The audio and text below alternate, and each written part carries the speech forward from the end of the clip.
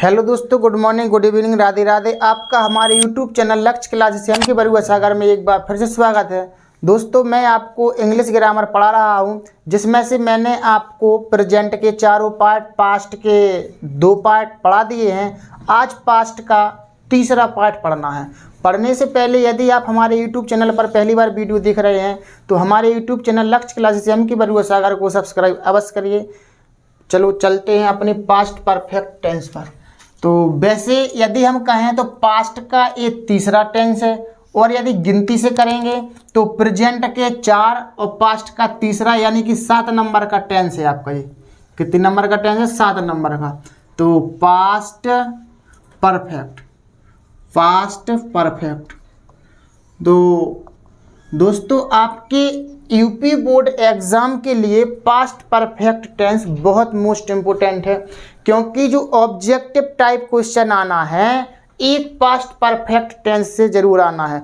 Helping verb भरने के लिए, यानी वो खाली स्थान यानी कि फिल इन द ब्लैंक्स जैसा आता है, उसमें आपको हेल्पिंग वर्ब भरनी पड़ती है या फिर वर्ब भरनी पड़ती है, तो पास्ट परफेक्ट से आता है वो। ठीक है ना। तो 1 नंबर का आपका बहुत मोस्ट इम्पोर्टेंट टेंस है आपका पास्ट परफेक्ट। देखते हैं हम इसकी पहले पहचान। क्या देखते हैं हम? इसकी पहचान देखते हैं। पहचान है आपकी जिन वाक्यों के अंत में, जिन वाक्यों के अंत में,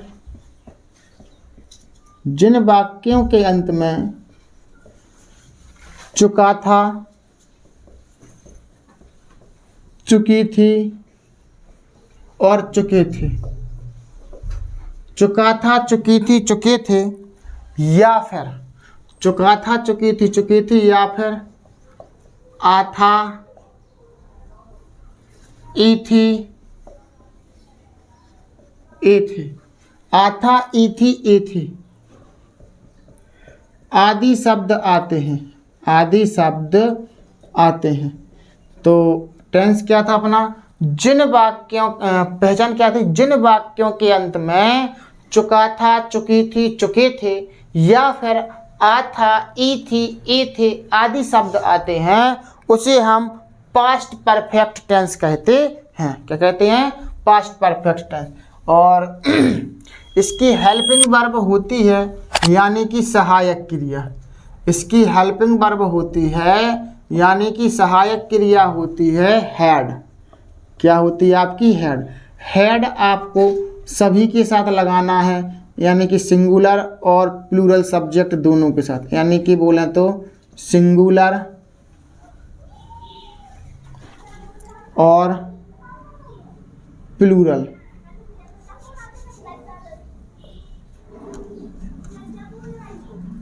एंड प्लूरल।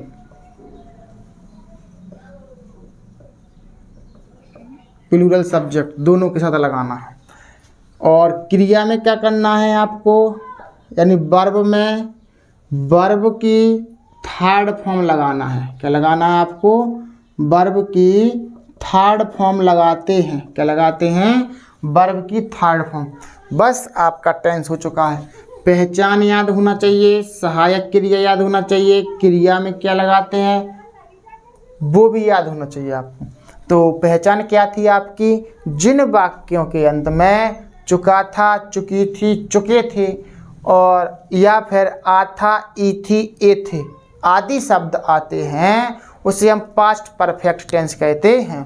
सहायक क्रिया है आपकी हैड। हैड आपको सिंगुलर सब्जेक्ट और प्लूरल सब्जेक्ट दोनों के साथ लगानी है। और वर्ब में वर्ब का थर्ड फॉर्म लगाते हैं। बस ये 3 चीज़ें आपको याद करना है, आपका टेंस हो जाएगा। ठीक है ना। एग्जाम्पल देखते हैं। लिखा है वह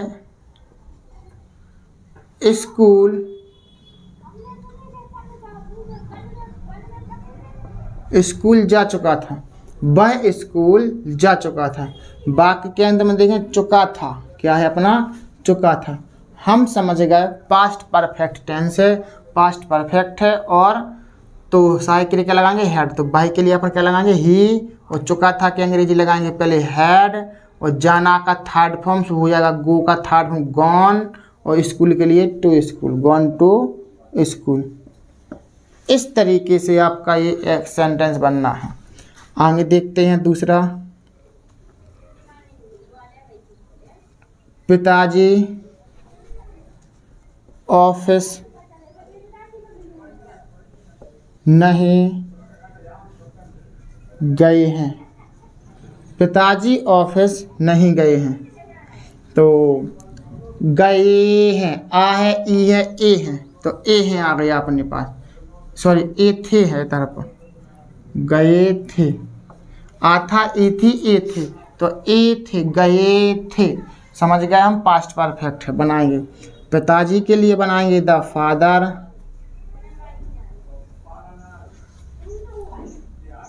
अब हेल्पिंग वर्ब लगाएंगे हैड, ए थे के लिए, नहीं के लिए क्या लगाएंगे नॉट, और गए मतलब जाना गॉन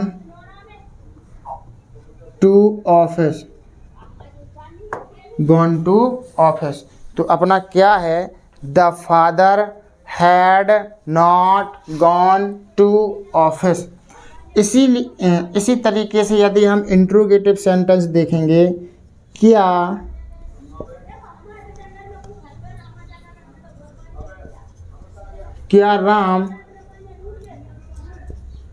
रामायण नहीं पढ़ चुका था। क्या राम रामायण नहीं पढ़ चुका था, तो चुका था समझ जाए पास्ट परफेक्ट है। हमने देखा किया शब्द सबसे पहले आ जाए।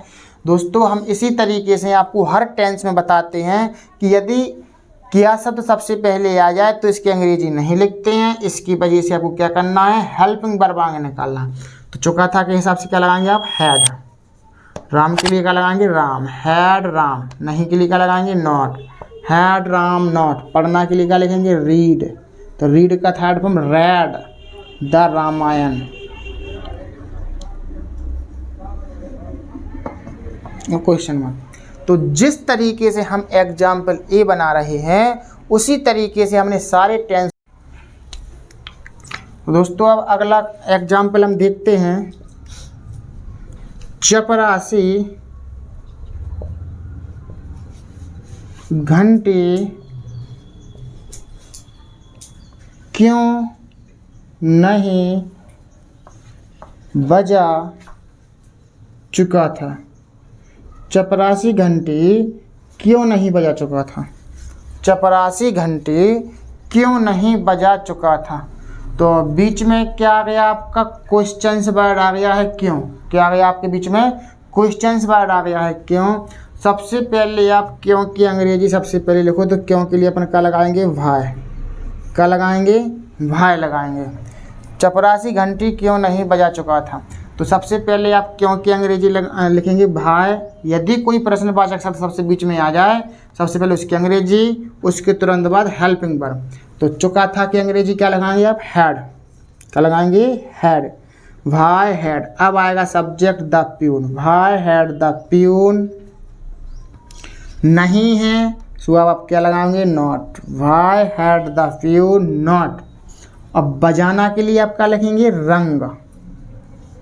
रिंग होती बजाना की, थर्ड में जाएगा रंग द बेल, रंग द बेल।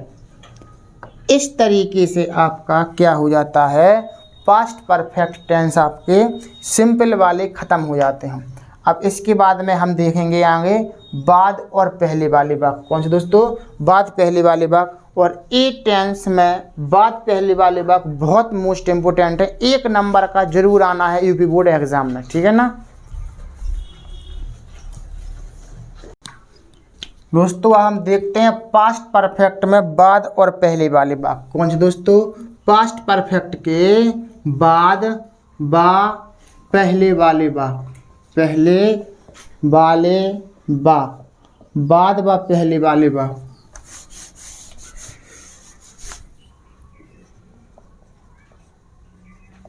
बाद बा पहले वाले वाक्य। इसमें बाद और पहले वाले वाक्यों को थोड़ा ध्यान से समझिए। बाद व पहले वाले वाक्यों में 2 काम चलते हैं। कितने काम होते हैं, 2 काम होते हैं। जब 2 काम होंगे तो इसमें 2 टेंस काम करेंगे आपके। कितने टेंस काम करेंगे, 2 टेंस। पहले नंबर में पहले होने वाला कार्य, पहले होने वाला कार्य, होने वाला कार्य, पहले होने वाला कार्य काय बनाएंगे आप? पास्ट परफेक्ट में। काय में? पास्ट परफेक्ट टेंस में। और जो भी काम आपका बाद में होगा, यानी कि बाद में होने वाला कार्य, बाद में होने वाला कार्य आप बनाएंगे पास्ट इंडेफिनिट में। क्या बनाएंगे आप? पास्ट इंडेफिनिट में। पास्ट इंडेफिनिट की हेल्पिंग वर्ब आपको पता होना चाहिए, वर्ब का सेकंड फॉर्म या डिड, वर्ब का सेकंड फॉर्म और डिड। और डिड के साथ आप क्या करेंगे? वर्ब का फर्स्ट फॉर्म लगाएंगे। क्या लगाते हैं आप? वर्ब का फर्स्ट फॉर्म लगाते हैं। और पास्ट परफेक्ट के लिए आप क्या लगाते? हैड प्लस वर्ब का थर्ड फॉर्म। क्या लगाते? हैड प्लस वर्ब का थर्ड फॉर्म। पास्ट परफेक्ट में हेड प्लस वर्ब का थर्ड फॉर्म अभी हमने जस्ट पहले पढ़ाया था। पास्ट परफेक्ट बहुत ही सिंपल लैंग्वेज में और डिटेल्स से। इसके पहले हम पास्ट इंडेफिनिट टेंस ही पढ़ा चुके हैं, जिसमें हमने बताया था वर्ब का सेकंड फॉर्म और डिड इसकी हेल्पिंग वर्ब होती है। जब सेंटेंस अफर्मेटिव होता है तो वर्ब का सेकंड फॉर्म लगाते हैं, और जब सेंटेंस नेगेटिव या इंट्रोगेटिव होता है तो हम डिड का प्रयोग करते हैं। ठीक है ना। अब हम देखते हैं एग्जाम्पल। एग्जाम्पल के अकॉर्डिंग हमें इनके सेंटेंस समझना है। तो इसमें पहले की अंग्रेजी हम लिखेंगे बिफोर, पहले की अंग्रेजी हम लिखेंगे बिफोर, और बाद के लिए हम लिखेंगे आफ्टर। क्या लिखेंगे? आफ्टर लिखेंगे। बाद की अंग्रेजी हम क्या लिखेंगे? इसकी आफ्टर लिखेंगे। और पहला सेंटेंस है, वर्षा होने से पहले हम घर पहुंच चुके थे। वर्षा होने से पहले जे इसकी स्पेलिंग है, और बाद के लिए आफ्टर। वर्षा होने से पहले, वर्षा होने से पहले हम घर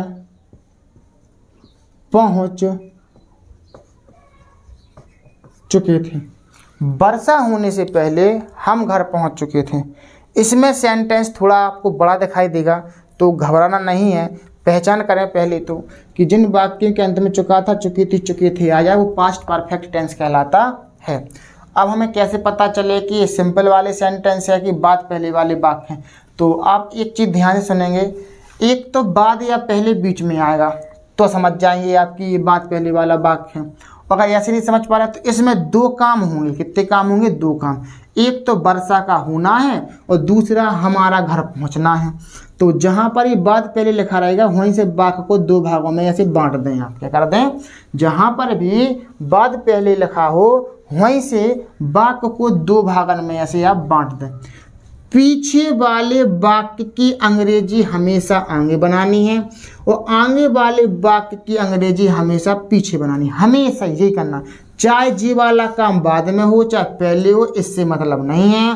पीछे वाले वाक्य की अंग्रेजी हमेशा आगे बनानी है तो आगे ही बनानी है, और आगे वाले वाक्य की अंग्रेजी हमेशा पीछे बनाना है। अब ध्यान सुनो, जब हम लिखेंगे हम घर पहुंच चुके थे तो एक काम जी हो गया और दूसरा काम जी वर्षा का होना। अब ध्यान सुनो, तुम्हें ये पता करना है कि जी वाला काम बाद में हुआ कि पहले हुआ। अगर पहले होगा तो पास्ट परफेक्ट में बनाएंगे, अगर बाद में होगा तो पास्ट इंडेफिनिट में बनाएंगे। कैसे पता करेंगे कि ये काम बाद में हुआ कि पहले हुआ? एक तो आप अपना दिमाग लगा करके कर सकते हैं, क्योंकि वर्षा होने से पहले हम घर पहुंच चुके थे, यानी वर्षा चालू नहीं हुई थी, हम पहले घर पहुंच चुके थे। तो इसका मतलब है ये काम कब हुआ? पहले। लेकिन कुछ कुछ बच्चों को ऐसे सोचने में थोड़ा परेशानी आती है, तो इसमें क्या करेंगे हम, ज़्यादा नहीं सोचना है। जो भी शब्द इधर पर लिखा है बाद या पहले, क्या लिखा है? बाद या पहले, तो समझ जाए जो भी शब्द इधर लिखा है इसका कनेक्शन होता है इस वाक्य से, बाद वाले वाक्य से। अगर इधर पहले लिखा है तो समझ जाए जो काम पहले हुआ, अगर इधर बाद लिखा हो तो समझ जाए जो काम कब हुआ? बाद में। तो ज़्यादा सोचने की जरूरत नहीं है, जो भी शब्द लिखा है उसका कनेक्शन इस वाक्य से होता है। तो अगर पहले लिखा समझो जो काम कब हुआ? पहले। अब जब पहले हुआ तो पहले होने वाला कार्य कौन सी वाक्य बनाएंगे अपन? पहले होने वाला कार्य बनाएंगे पास्ट परफेक्ट में। क्या बनाएंगे हम? पास्ट परफेक्ट में। पास्ट परफेक्ट की हेल्पिंग वर्ब आपको बहुत अच्छी तरीके से पता है। पास्ट परफेक्ट की हेल्पिंग वर्ब होती है हैड। हैड से बनाएंगे, हम घर पहुंच चुके थे, इसको क्या से बनाएंगे, हैड से। हम के लिए हम क्या लिखेंगे, वी के हिसाब से क्या लगाएंगे, हैड, वी हैड। अब पहुंचना के लिए क्या लिखेंगे अपन लोग, रीच्ड, क्या लिखेंगे, रीच्ड, वी हैड रीच्ड। और घर के लिए क्या लिखते हैं, the house, we had reached the house. अब पहले की अंग्रेजी क्या आएगी, बिफोर, क्या आएगी आपकी, बिफोर, क्या आएगी, बिफोर। जब जे काम पहले हो चुका था तो जे काम कब होगा, वर्षा होने का बाद में, कब होगा, बाद में। तो बाद में होने वाला कार्य किस टेंस से बनाएंगे, पास्ट इंडेफिनिट में। कब बनाएंगे, पास्ट इंडेफिनिट में। तो वर्षा होना क्या होता है, रेन। सब्जेक्ट इधर पर क्या है, कुछ नहीं, कुछ नहीं है। तो हमने आपको इट और देयर का प्रयोग भी पढ़ा दिया है पहले। तो इट का प्रयोग अपन कब करते हैं, इट का प्रयोग करते हैं जब किसी वाक्य में समय, मौसम, प्राकृतिक घटना आदि का वर्णन हो तो अपन क्या करते हैं, इट का प्रयोग करते हैं जब सब्जेक्ट नहीं होता है। और एक देयर का प्रयोग भी करते हैं। देयर का प्रयोग कब करते हैं, जब किसी व्यक्ति वस्तु के होने ना होने की बात चलती है, वाक्य में सब्जेक्ट ना हो तो अपन देयर का प्रयोग करते हैं। लेकिन इधर पर फिर वर्षा का होना यानी कि मौसम से संबंधित बात चल रही है तो हम यहाँ पर इट का प्रयोग करेंगे। इट का लगाएंगे अपन, इट। और इधर पर सब्जेक्ट इट हो गया, सहायक क्रिया क्या लगाएंगे, पास्ट इंडेफिनिट की वर्ब का सेकंड फॉर्म। क्या लगाएंगे हम, वर्ब का सेकंड फॉर्म। तो इट और तो अपने वर्ब का सेकंड फॉर्म क्या होता है, रेन का क्या कर दो, रेंड कर दो, क्या कर दो, रेंड। तो इस तरीके से अपना पास जे बन जाएगा, क्या कर दो अपन, रेंड। तो we had reached the house before it rained. इस तरीके से आपका पहला एग्जाम्पल आया, मतलब समझ चुका है। तो आपको समझ में आया होगा। यदि आपको समझ में नहीं आया है, थोड़ा सा वीडियो को बैक करिए, फिर से देखिए, आपको समझ में आ जाएगा। दूसरा एग्जाम्पल रहेगा, पिताजी के घर पहुंचने से पहले, घर पहुंचने के बाद मैं नहीं सो चुका था, मैं नहीं सो चुका था। अब जी आपका क्या है, निगेटिव सेंटेंस। क्या है दोस्तों, निगेटिव सेंटेंस। हमने क्या कहा था, जहाँ पर ये बात पहले लिखा वहीं से वाक्य को दो भागों में ऐसे बांट दिया। जो भी काम इधर पर बाद लिखा है, शब्द लिखा है, उसका कनेक्शन रहता है इस वाक्य से। तो बाद लिखा, समझो जे काम कब होगा, बाद में होगा। कब होगा, बाद में। चाहे बाद में होगा जे काम, चाहे पहले होगा, लेकिन इसकी अंग्रेजी आपको पहले ही बनानी है। तो मैं नहीं सो चुका था, मैं नहीं सो चुका था, इसको बनाएं। तो बाद में होने वाला कार्य किस टेंस से बनाते हैं अपन लोग, पास्ट इंडेफिनिट में। कब बनाते हैं, पास्ट इंडेफिनिट। अब ध्यान से एक बात सुनो, नोट करने वाली बात। वाक्य में कहीं पर भी नोट आ जाए या कहीं पर भी कोई प्रश्नवाचक शब्द आ जाए, वाक्य में कहीं पर भी नोट आ जाए या कहीं पर भी प्रश्नवाचक शब्द आ जाए, उसका प्रभाव उस वाक्य पर पड़ना है जिसकी अंग्रेजी हम पहले बना रहे हैं, जिस सेंटेंस की अंग्रेजी। तो नोट लिखा इधर पर है तो इसका प्रभाव इसी वाक्य पर पड़ेगा। अब ऐसा नहीं है कि इधर लिखा तो इसी वाक्य पर पड़ेगा। अगर नोट इधर कहीं पर भी लिखा होता तो यह नोट का प्रभाव इसी वाक्य पर पड़ता। तो हमने क्या बोली अभी बात, कि यदि किसी वाक्य में नोट आ जाए या कोई क्वेश्चंस वर्ड आ जाए, उसका प्रभाव उस वाक्य पर पड़ना है जिसकी अंग्रेजी हम सबसे पहले बनाते हैं। ठीक है ना, ये बात ध्यान रखना। तो मैं नहीं सो चुका था, तो अपना जे काम कब होगा, बाद में होने वाला कार्य क्या बनाते, पास्ट इंडेफिनिट। पास्ट इंडेफिनिट की सहायक क्रिया क्या होती है, वर्ब का सेकंड फॉर्म या डेड। सेंटेंस फिलहाल नेगेटिव है तो अपन काय का प्रयोग करेंगे, डेड का प्रयोग करेंगे। काय का प्रयोग करेंगे, डेड का। तो I did not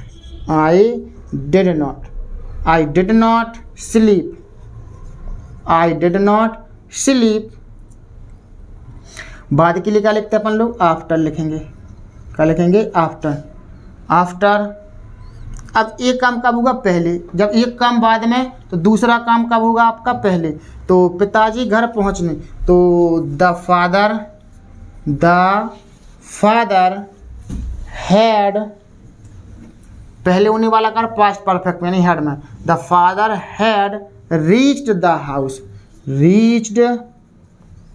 reached the house.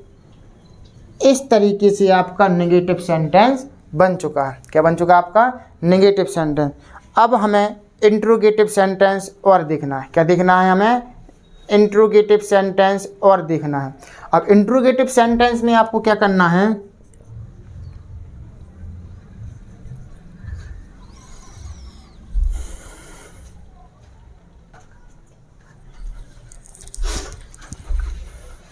दोस्तों हम देखते हैं इंट्रोगेटिव एग्जाम्पल। तो क्या सूरज छिपने से पहले भी चाय पी चुके थे? चुके थे आ गया, समझ जाओ पास्ट परफेक्ट टेंस है। बाद पहले शब्द आ गया बीच में, वाक्य को दो भागों में बांट दो। पीछे वाले वाक्य की अंग्रेजी हमेशा आगे लिखना है और आगे वाले वाक्य की अंग्रेजी हमेशा पीछे लिखना है, ठीक है ना। अब इसमें सबसे महत्वपूर्ण बात, क्या शब्द सबसे पहले आ गया। तो अभी हमने बताया आपको 2 मिनट पहले कि यदि किसी वाक्य में क्या या कोई नॉट वाला शब्द आ जाए, नॉट या कोई प्रश्नवाचक शब्द आ जाए, तो समझें उसका प्रभाव उस वाक्य पर पड़ना है जिसकी अंग्रेजी हम सबसे पहले बनाते हैं। तो इस क्या का प्रभाव कौन से वाक्य पर पड़ेगा? इस वाक्य पर पड़ेगा।